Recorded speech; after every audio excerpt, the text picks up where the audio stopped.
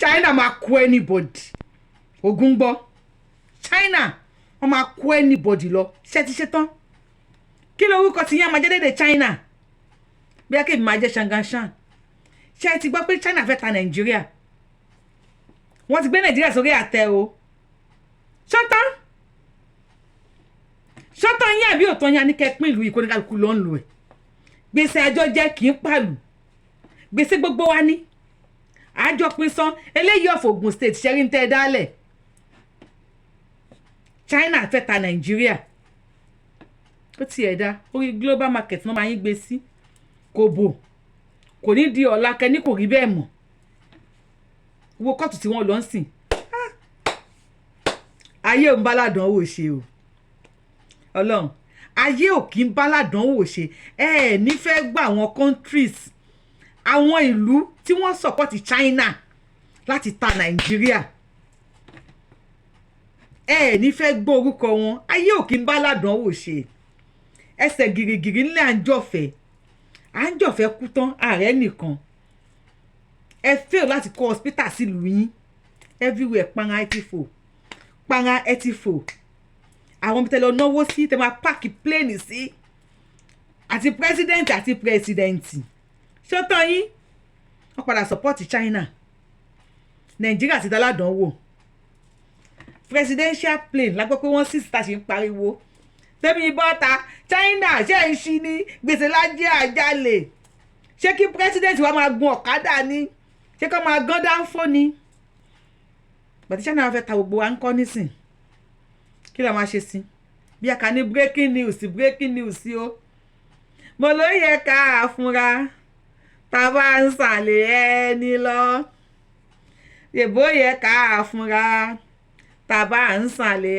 ẹni lọ tá a bá sàlẹ̀ títí tá a bá dé kọ̀rọ̀ ká fúnra tá a bá sàlẹ̀ títí o bá a dé kọ̀rọ̀ ká fúnra ṣèbó yẹ ká fúnra tá a bá ń sàlẹ̀ ẹni lọ bàbá wa kan ló kọ o èmi ni ó yẹ ká jápa tá a bá pàdé ọmọ ṣì ń kó Nigerians tẹ́ bá ti rìn ní sẹ́ máa wẹ̀yìn tẹ́ ẹ bá ti rìn kẹ́ máa fúnra kẹ́ máa bójú wẹ̀yìn torí at any time wọ́n lè bẹ̀rẹ̀ sí ní gún everybody lẹ́sẹ̀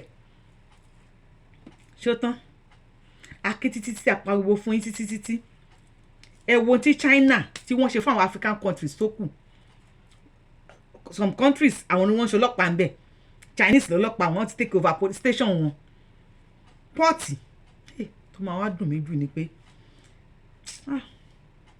water port tó mówó wálé jù ibo ló wà ní Nàìjíríà páàtì wo ló wà ṣé ilẹ̀ Haúsá ló wà àbí ilẹ̀ Ìgbò airport tó mówó wọlé jù ibo ló wà ní Nàìjíríà ṣé ilẹ̀ Haúsá ló wà àbí ilẹ̀ Ìgbò táwọn China bá wá dé nísìn abroad náà sì ń ṣe yín sìn o nífẹ̀ẹ́ gbọ́ China gbé Nàìjíríà sórí eBay gba tá máa ń lọ aṣọ lórí eBay ó ti yámútẹ̀rẹ̀ àwọn yámútẹ̀rẹ̀ aṣọ tá máa ń lọ lórí eBay ó ti lórí eBay kó lọ wo Nàìjíríà ń bẹ China ó dẹ̀ get support àwọn countries yìí ṣé ó tán yín eléyìí of Ogun State ṣe bẹ́rí ń tẹ́ dálẹ̀ ẹ wá lẹ̀ ṣe mistake ẹ sign multi-billion naira contracts ṣé Chinese language ni wọ́n fi kọ́ ni àbírú mistake àgbákò wo lẹ ṣe pẹ́ tí kó bá everybody nísìn ìgbà wo láàdí máa rìn lọ ní títì káwọn ọmọ China pàdé wa kí wọ́n tọ́ sí wa lára pẹ̀lú bí tọ́rọ̀ ń bá lọ yìí nísìn ìgbà wo ni wọ́n ní gba everywhere báyìí nísìn àti ẹni kẹ́ẹ̀pín yìí kẹ́ẹ̀pín ìlú yìí ọbẹ̀ ti bá yín nídìí kó ní kálukú dá dúró ẹni rọ ṣé nísìn tí China wà fẹ́ ta Nàìjíríà ń sìn ta ló máa settle kéèsì àbí máa bá China jagun àbí wọn ti lọ kóòtù àbí àwọn àgbáyé ò ti support wọn sí pé kọ́ lu Nàìjíríà ń gbàǹjo wọ́n ṣe ní bàṣà auction price ṣó parí èyàn aláìlójú ti dèdè ẹ gbọ́ ná pa Tinubu tán lọ France dà ṣé kìí ṣe pọ́n ti mú bàbá Tinubu kalẹ̀ as collateral ṣé kìí pọ́n ti bàbá Tinubu ṣe collateral sí France ẹ má ṣe báyìí China ẹ ní fẹ́ ṣe bẹ́ẹ̀ o aláwọn lawmakers tí wọ́n pọ̀ àbí kílẹ̀ ni mo wí sẹ́yìn bá wọn jẹ́ ń bẹ̀ ṣé mi bá wọn jẹ́ ń bẹ̀ ṣé kàkà àwọn lawmakers wa ìtòrí mi ò rí wúlò wọn abẹ́yìn rí wúlò wọn ni ká má wọn apá bíi òǹkó àwọn Yàyà Bello ká kó gbọ́n papọ̀ kí ló kọ bàbá oníjó yìí ká lọ́ gbogbo wọn pọ̀ òṣò mọ́lẹ̀ bóyá gbogbo yín ẹ tẹ̀tẹ̀ léra yín kẹ́ máa lọ China kẹ́ máa lọ bá wọn kọlẹ̀ ń bẹ̀ àbí kí ni tiwa báyìí nísìn ẹ wá ní ẹni China wà dubious ẹni dubious company Dàpọ̀ Abíọ́dún ṣé wọ́n fi ọyàn ha yín lẹ́nu gbà tẹ́ ń sáìn ni èmi ní láti béèrè o ṣé yẹ pé wọ́n fi ọmú ha yín lẹ́nu wọ́n fi ọmú dín yín lọ́fun wọ́n fọyàn dín yín ọ̀fun yín lẹ́ẹ̀ṣẹ̀ gbà tẹ́ fi ń sáìn ẹlẹ́ẹ̀ṣẹ̀ mistake sign multi-billion not million multi-billion naira contract pẹ̀lú China now you are now calling them dubious companies wow ẹni tó ń wá fún àwọn òfò ni now they are now dubious àbí tó bá ṣe wípé gbogbo owó tẹ̀yìn rí yẹn àwọn ọmọ yín tí wọ́n kàwé tí wọ́n jáde school sọ wọ́n do ní kòlóòsì ni láàmú tó yẹ pé ó ń gbá lórí wọn burúkú kó lọ sí engineering sector kó lọ kó àwọn ọmọ jáde rail line lẹ́fẹ́ ṣe lásán lóde àgbákò sí yín lọ́rùn yìí ṣé àárẹ̀ àwọn ọmọ tí wọ́n kọ́ ẹ̀kọ́ tí wọ́n kọ́ yege ní Nàìjíríà companies mélòó lẹ́dá kalẹ̀ sí Nàìjíríà companies mélòó lẹ́dá kalẹ̀ factories mélòó lẹ́dá kalẹ̀ graduates wà di unemployed bóyá àṣẹ̀dá àwọn ló ń ṣépè fún yín èmi ò mọ̀ o bóyá ẹlẹ́dàá àwọn tí ẹ̀ jẹ́ kí wọ́n rí school lọ táwọn ọmọ tí yín dẹ̀ ń kàwé láàbúrọ̀dù bóyá òun ló ń ṣépè fún gbogbo yín èmi ò lè sọ now you are now saying they are dubious ó jẹ́ everybody máa bó ẹ jọ kí lórúkọ tẹ̀yìn máa jẹ́ àbí ẹ jẹ́ ẹ̀yin fans mi ẹ jẹ́ ká organize àjọ kí n kó number 1 máa yà sá lọ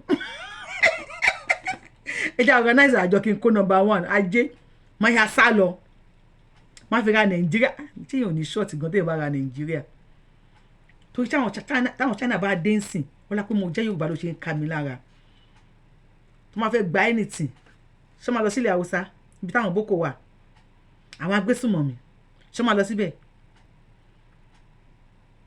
ṣé máa lọ sílẹ̀ Ìgbò àwọn ẹgbẹ́ wọ́n ti forí gbá BRT tó ti dúró tọ́pọ̀ ìfìyẹ́ ń tẹ́ mi ègò ń tẹ́ yóò zilébú mi ègò zilébú yóò ṣé máa lọ lẹ̀ Ìgbò táwọn Ìgbò ti dúró tán ẹ pàwọ́ àwọn náà pààyàn ni Sunday Igboho ẹ̀yọ̀ kan táwa àdìjọba ti lé sẹ́yìn òdì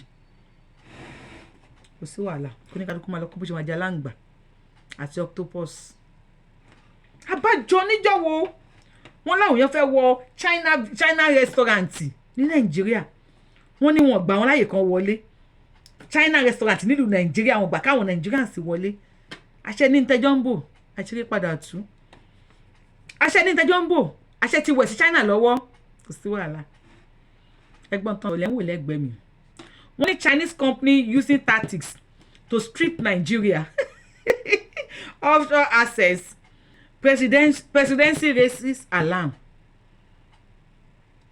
àwọn presidency ni wọ́n ti raise alarm China lo tactics láti strip Nigeria offshore assets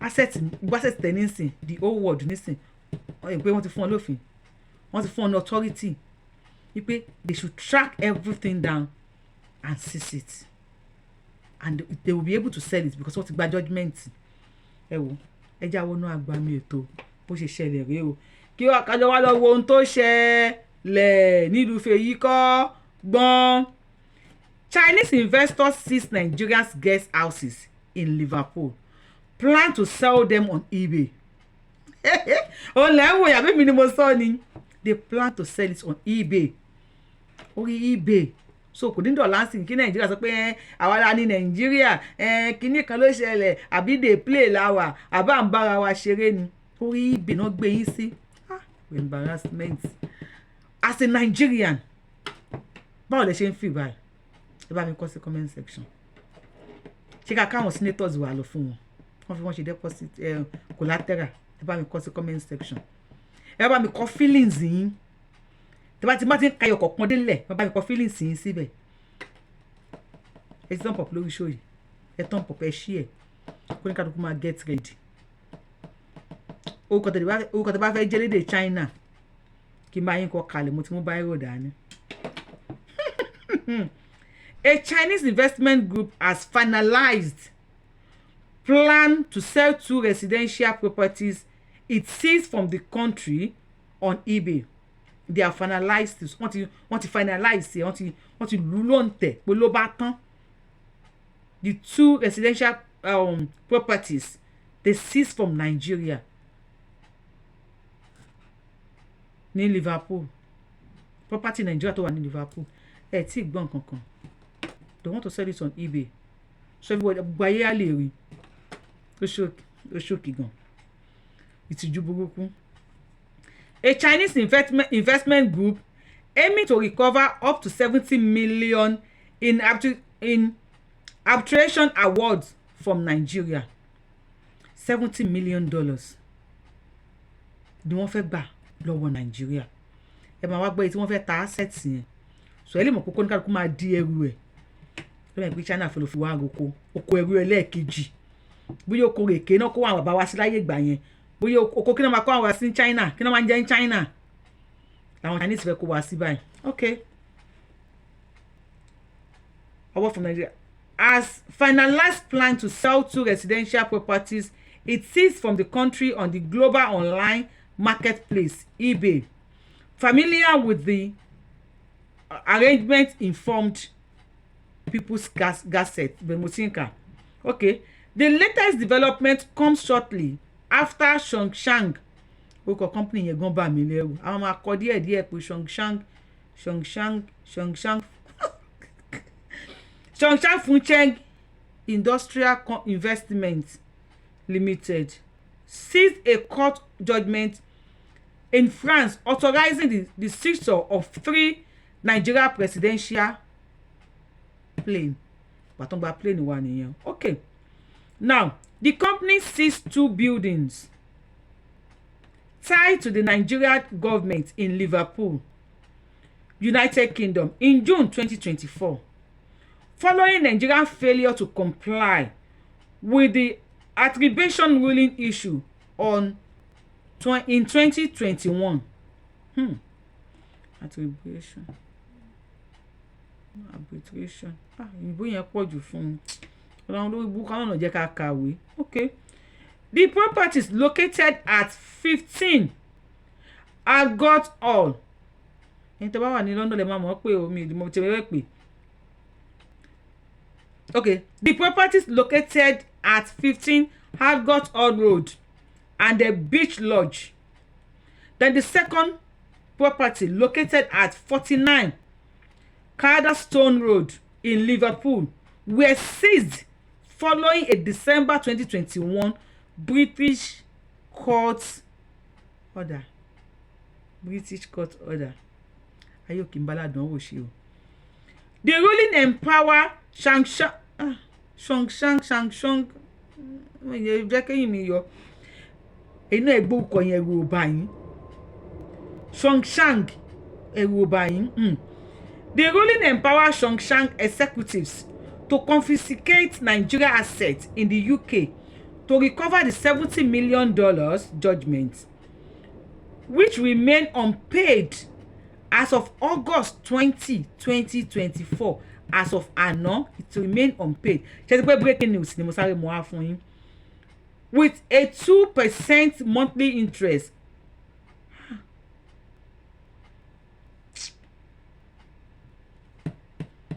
Acquiring on the outstanding amounts. 2% monthly interest. Kò fọ́ ni Ọlọ́run ògùn gbọ́. Gbèsè pa Nàìjíríà. Ọlọ́run gbèsè pa Nàìjíríà yẹn àdúrà tí ò lè ṣẹ ni. Gbèsè ti pa Nàìjíríà already. The case stemmed from a dispute between Songshan and Ogun State. Eléyìí of Ogun State ṣé ń gbọ́? Ṣé ń gbọ́? Ní pèrè ajá ká má pèrè ìkòkò tàbí ṣe é. ní péré ajá ilẹ̀ gbégbèsè dé ṣé ń gbọ́. Okay, the case stemmed from a dispute between Zhongshan and Ogun State. Defense said that the state violated a 2001, that's 2001 trade treaty between Nigeria and China, which its right to a free trade zone where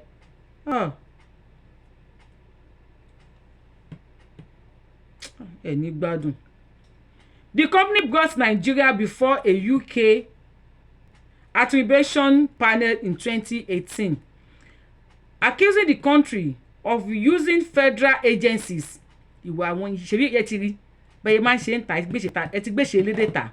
Okay, n tó fa wàhálà gangan nìyẹn o. No, nǹkan ló fa wàhálà tó bí kún wàhálà tó yẹ kí wàhálà yẹn lágbára sí. Now listen to this. The company brought Nigeria before UK arbitration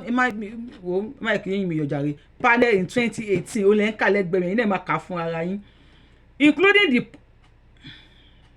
ẹ̀yẹ̀ kan fi mí ṣe ẹ̀yẹ́ NBB wọ́n fi mí ṣe ẹ̀yẹ́ ni wọ́n ní kí n sinmi.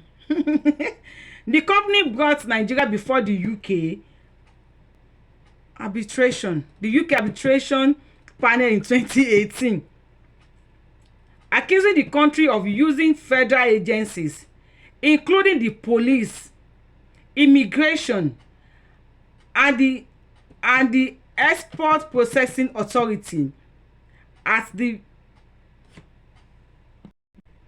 BS of Ogun State without following the due process. Ogode.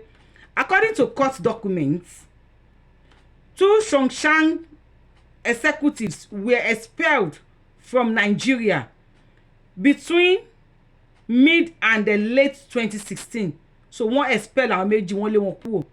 Okay, within mid láàrin 2016 àti towards ending of 2016. Kẹ́lẹ́ mọ̀ pé wọ́n ti ń fa mọ̀gán náà ti pẹ́. Wọ́n láwọn court kan ti gbéra wọn lọ Nigeria, like 4 different courts. Ní Chinese ti gbé àwọn Nigeria lọ nínú Nigeria. Àwọn retí justice for China o. Níbo nínú Nigeria they play. Àwọn China náà wá wò pé ní justice nílùú yín. Wọ́n wá rẹ̀kẹ́ wọn. Ẹ̀sìn rè ẹ̀sìn dé o, ẹ̀sìn màmá dé o, ẹ̀sìn dé. China wá rẹ̀kẹ́ wọn kalẹ̀. Wọ́n máa kéyìn mi yọ pẹ̀lú àwọn òyìnbó yìí ti pọ̀jù fún mi. Wọ́n máa kéyìn mi yọ. Okay, Bọ́ládé o. According to the court document, 2 Zhongshan executives were expelled from Nigeria between mid and the late 2016, with one of them allegedly detained and tortured by the police. Torí Ọlọ́run èwo ni torture, kí yẹ torture wọn. Àgbákò mà lélẹ́yìn tọ̀ wọ́n á ṣàánú wa o. Tàbí kí ni mo fẹ́ sọ? Ibi tó wá dùn mí jù gangan lélẹ́yìn. Several European courts have already issued enforcement. Ṣé n kálẹ̀ gbẹ̀mí? Ṣé ẹ̀rí nǹkan tó kọ?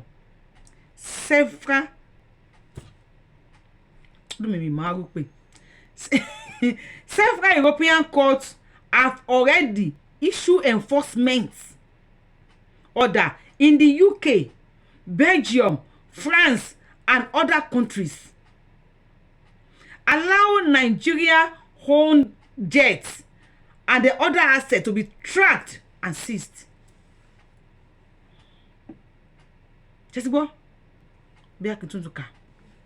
Several European courts have already issued enforcement order in the UK, Belgium, France, and other countries, allowing Nigeria-owned jets and the other assets to be tracked and seized.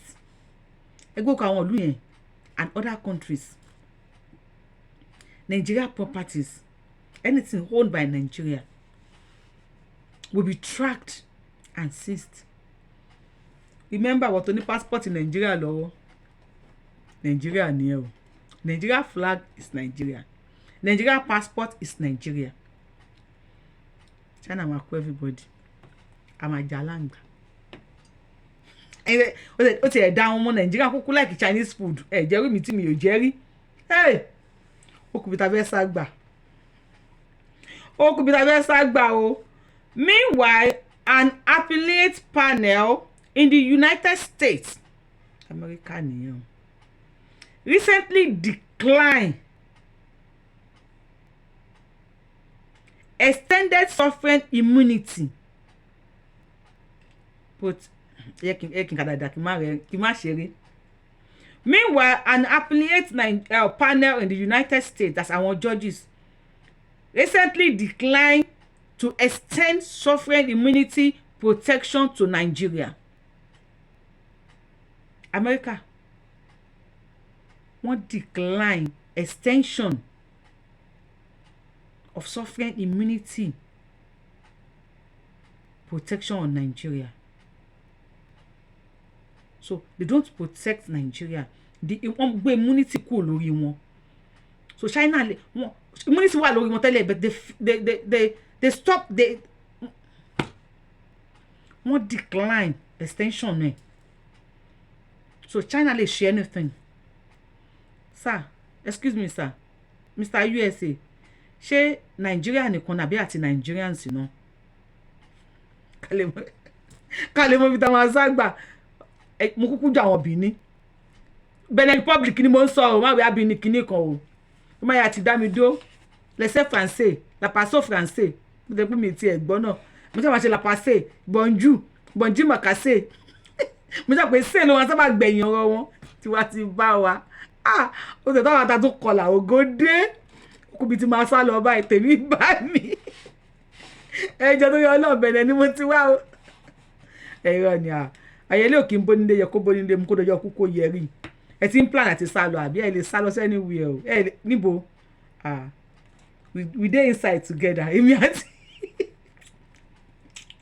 ẹ wo ẹ jẹ́ ń ṣètò. Okay. Meanwhile, the appellate panel in the United States recently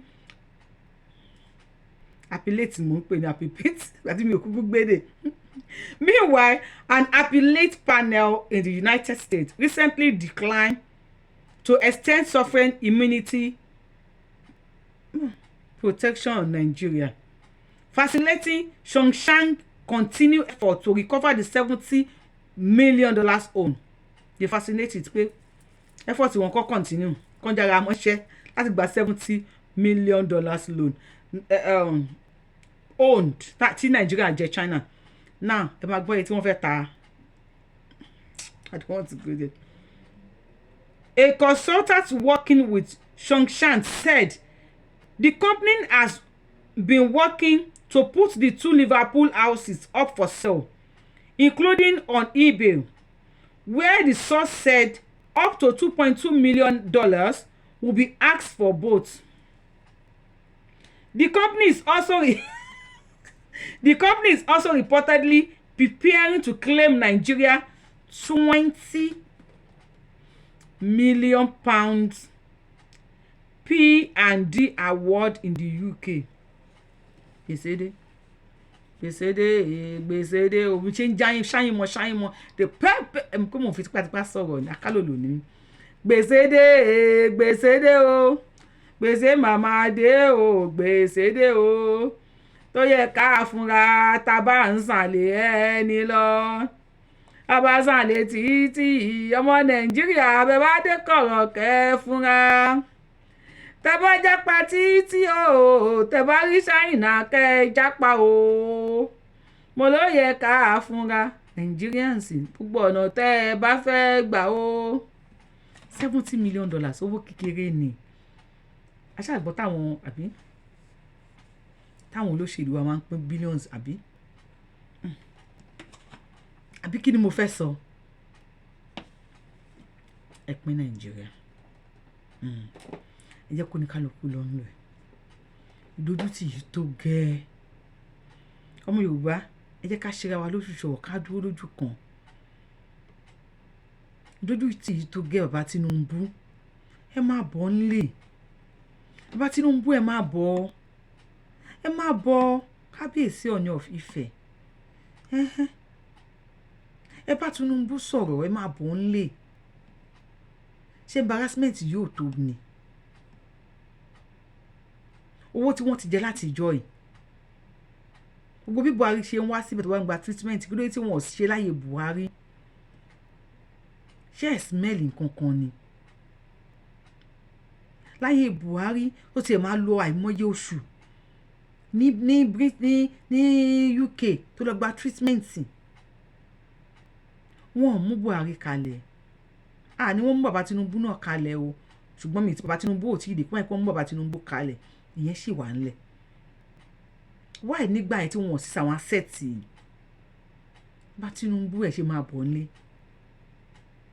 kábíyèsí Ọọ̀ni of Ifẹ̀ àkáǹtì Sunday Igboho má ṣe wà títí pa abẹ́ ẹ̀mọ́ ni wọ́n ti pọ́ níyàwó àtàwọn ọmọ ṣẹ́yìn lè máa bá bọ́ ìyàwó àtàwọn ọmọ ẹ̀ àbí ẹ̀kọ́ mọ́mọ́ ṣe yẹn ni kí ló tẹ̀ ṣàkáǹtì Sunday Igboho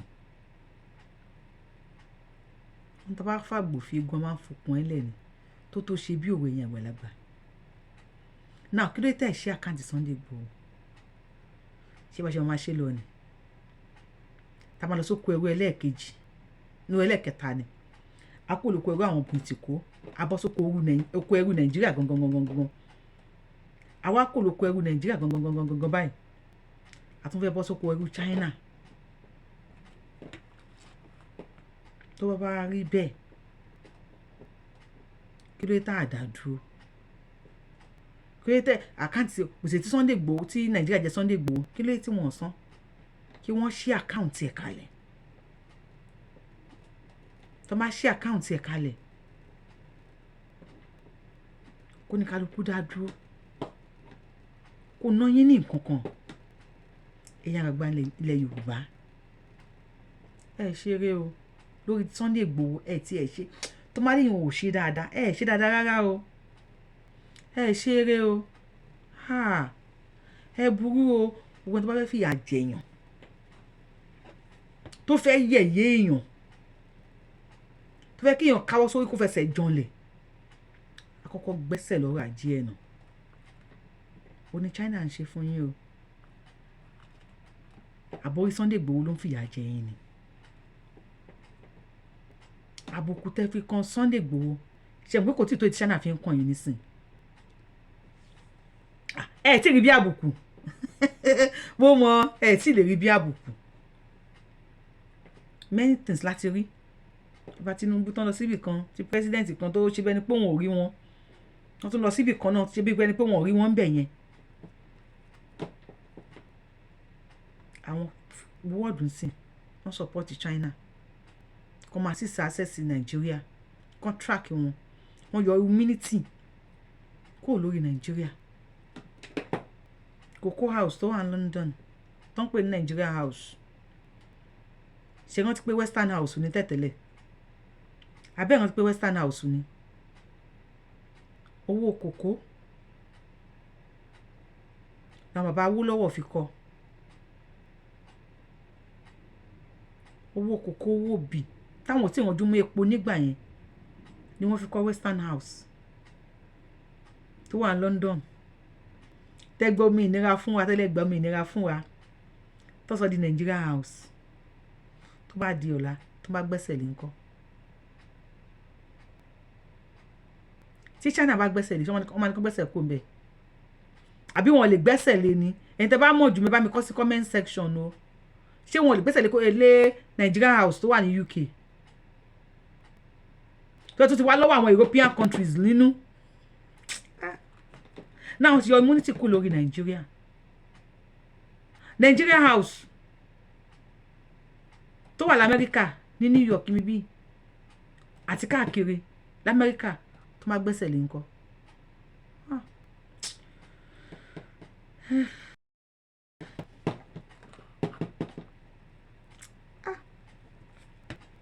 ó yẹ má bínú ó yẹ pẹ̀lẹ́ kábíyèsí Ọọ̀ni Ọ̀jájá Ògúnwùsì ó yẹ jọ ó yẹ pa àwọn ọba tó kù bàbá Tinubu ó yẹ má bínú ó yẹ pa àwọn olóṣèlú tó kù nílẹ̀ Yorùbá ó yẹ jẹ́ ká dá dúró kí gbèsè míì tó yọjú ti China ló yọjú yìí o mélòó la mọ̀ tó wà lábẹ́lẹ̀ tá a ti gbọ́ nǹkan àbí tá a ti gbọ́ tí wọ́n ń mọ́lẹ̀ ṣé torí 2027 lè ṣe fẹ́ ṣí Sunday Igboho kalẹ̀ mo ṣe ẹ̀pà ń parẹ́ ó lóun pàjá ṣé torí 2027 lè ṣe fẹ́ ṣe ṣe bó ṣe ń lọ yín sìn ẹ tí rí handwriting everybody ní Nàìjíríà okay ẹ bí pé géèmù wà ẹ máa play géèmù mi wẹ́ géèmù inside the game ni bóyá rí géèmù mi tẹ̀ tún máa gbá fún wọn torí géèmù hand dey shake leg dey shake bàbá wey no wẹ̀ ìdè ṣáàtẹ̀ mi ló kan ṣóṣù ọ̀pẹ yẹn tí màá ṣiṣẹ́ mọ́ṣá ṣóṣù ọ̀ wípé ẹ lè dẹmọ sẹ́ńgẹ̀ dẹmọ kẹ́ńg ẹ lè ṣe bákanbákan kí wọ́n gbà pé òótọ́ ni mọ́ṣá ẹ̀yin tẹ̀ ń wò mí ṣé ó ní nǹkan tó bá Tinubu lè dá lára tí wọ́n lè trust wọn ẹ wọ́n tí wọ́n láwọn rí strategize àbí kí ni wọ́n ń pè àwọn tún lé àwọn tó.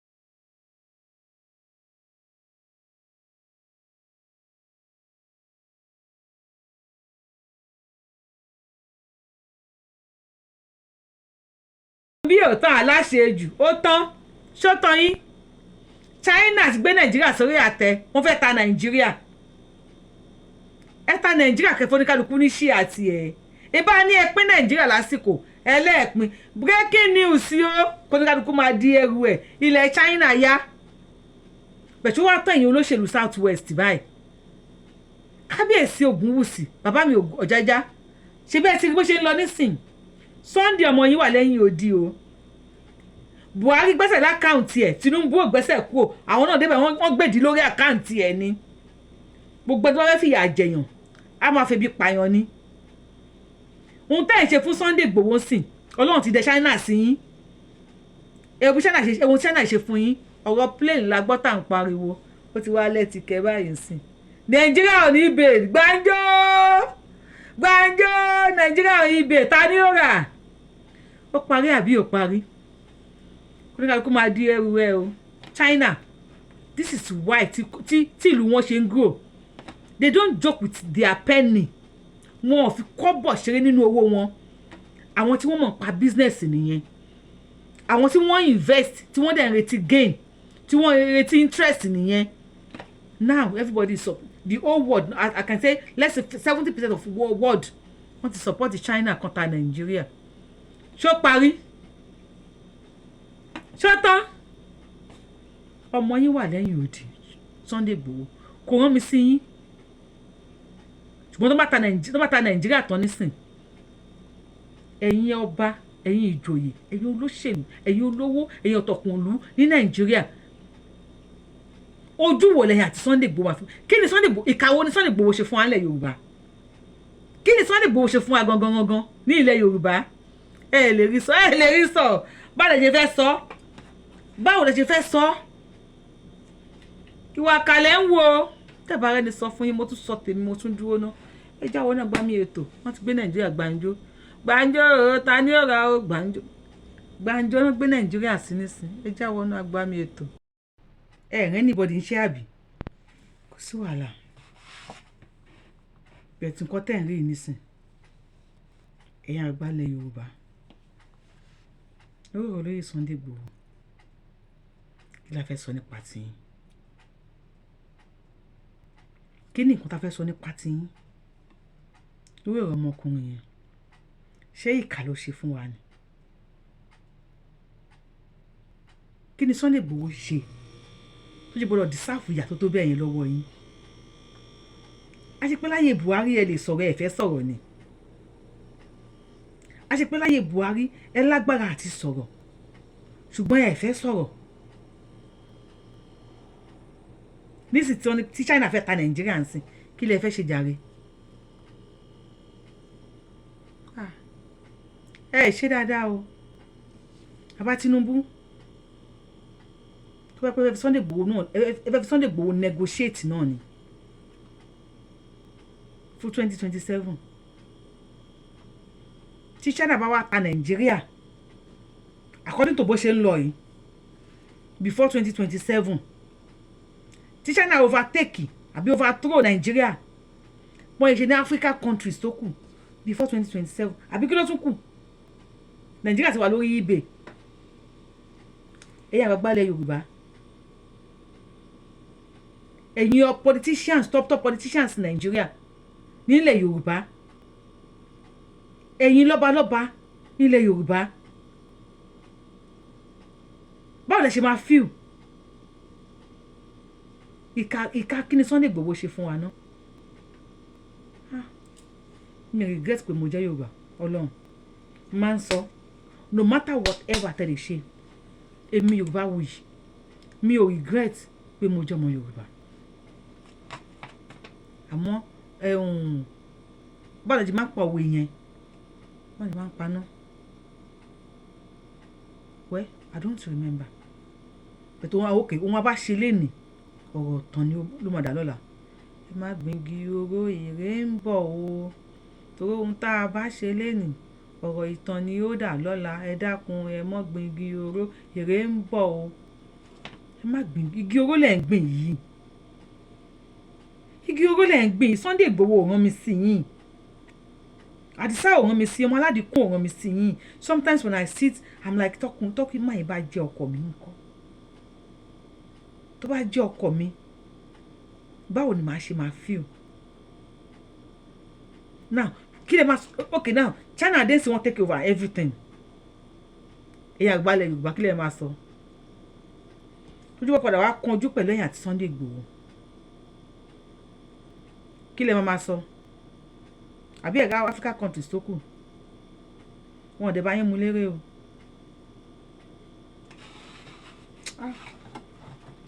lọ́n tí n bá rò lọ síwájú rò lọ sẹ́yìn mi fẹ́ kẹ́ mi lose hope pé mo jẹ́ ọmọ Yorùbá Yorùbáwùyí lórúkọ mi Yorùbáwùyí ni mò ń jẹ́ if you are seeing me for the first time I am the one and only Akalolu of Yorùbá land adáwọn ilẹ̀ Yorùbá ẹ bá mi share video yìí mo yóò tún lè kàn wọ́n bá most of my video ń dọ́dọ̀ wọn ẹ tún bá mi share ilé náà bí ilé kàn wọ́n ẹ̀ ń tẹ́tí subscribe kẹtẹ́lẹ̀ wa kájọ máa pariwo kí ni comment tí yín kí lè opinion yín kí lè rí sí tó ṣẹlẹ̀ ọ̀rọ̀ yóò tì yín lójú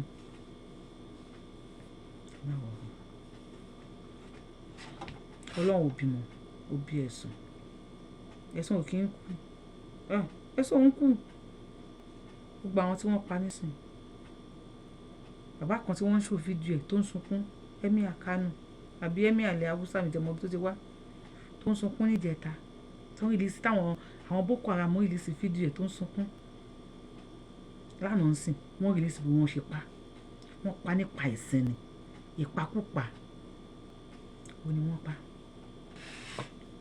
see you my nation ha ẹ àgbàlẹ̀ Yorùbá ẹ má gbìngì oró èrè ń bọ̀ inú wàhálà ènìyàn Sunday Igboho kù sí ojú rẹ̀ tì í ẹ burú o